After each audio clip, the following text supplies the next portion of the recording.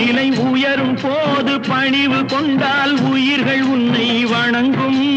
உண்மை என்பது அன்பாகும், பெரும் பணிவு என்பதும் பண்பாகும்.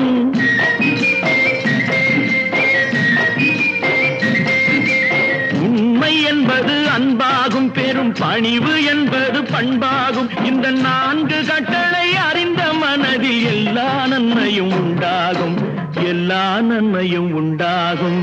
6 மனமே 6, அந்த ஆண்டவன் கட்டளை 6. 6 மனமே 6, அந்த ஆண்டவன் கட்டளை 6.